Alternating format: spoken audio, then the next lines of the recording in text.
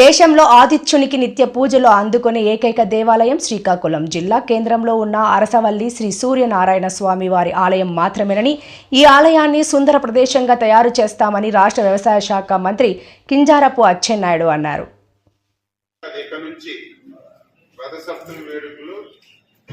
ముందు 2 రోజులు తీసుకొని 3 రోజులు పండగగా చేయాలని చెప్పి నిర్ణయం చేశాం. 3 రోజులు కూడా అంగరంగ వైభవంగా ఒక పండగ వాతావరణంలో చేయాలని చెప్పి నిర్ణయించాం.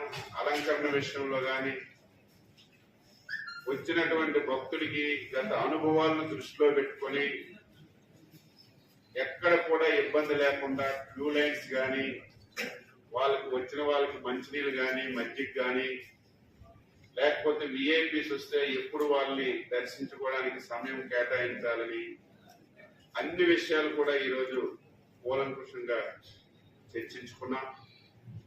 దీంతో పాటుగా ఇప్పటికే కలెక్టర్ గారు బాధ్యతలు తీసుకున్న తర్వాత తనకు కూడా ఈ ఆలయ ప్రాముఖ్యత తెలిసింది.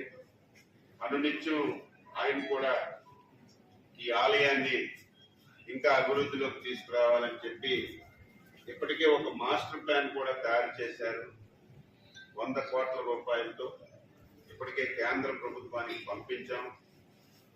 మన ఎంపీ కేంద్ర మంత్రిగా ఉన్నారు కాబట్టి, ఆయన హెడ్ క్వార్టర్ లో ఆలయం కాబట్టి, అందులో ప్రసిద్ధి చెందినటువంటి సూర్యనారాయణ స్వామి ఆలయం కాబట్టి, ప్రసాదం కార్యక్రమంలో ప్రసాదం పథకం కింద ఆ డబ్బు కానీ తీసుకురాగలిగితే మన అరసవెల్లి టెంపుల్ అద్భుతంగా తయారవుతుంది.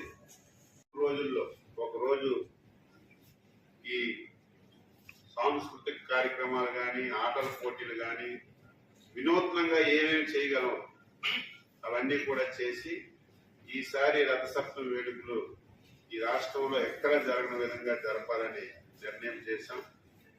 రేపు అందరూ కూడా దీనికి సహకరించాలి.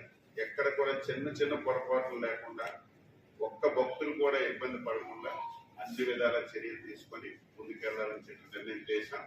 ఆ విధంగా చేస్తామని చెప్పి తెలియజేస్తాం. ఎప్పుడైనా సరే ఈ రాష్ట్రంలో రాష్ట్ర పండగగా ఒక ఉత్సవాలు అనౌన్స్ చేసినప్పుడు ముఖ్యమంత్రి గారైతే ముఖ్యమంత్రి స్థాయిలో పట్టు వస్త్రాలు సమర్పిస్తారు.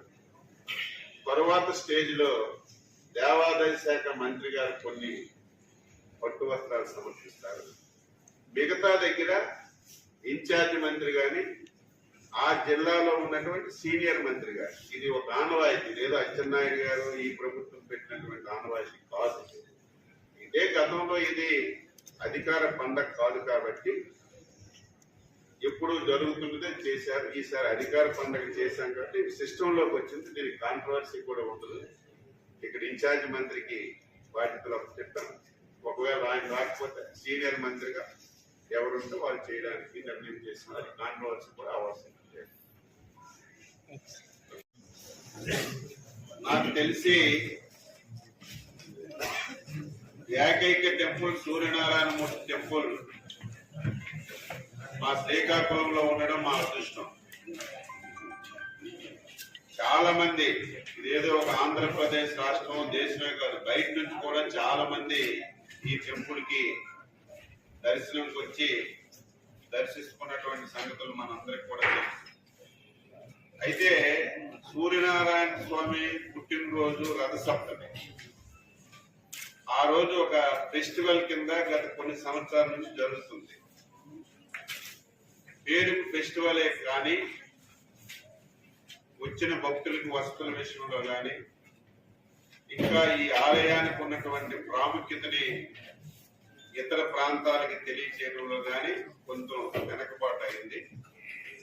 అందుకే బాధ్యతలు తీసుకున్న తర్వాత మొదటిసారి జిల్లాకి ముఖ్యమంత్రి గారు వచ్చేటప్పుడు మేమందరం కూడా అభ్యర్థించాం, ఈసారి అరసవెల్లి రథసప్తమి వేడుకలు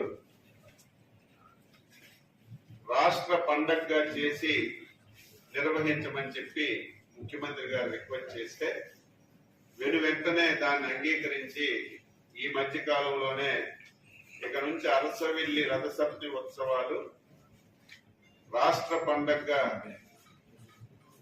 చేస్తూ జీవో కూడా ఇచ్చిన విషయం మీ అందరికీ తెలుసు.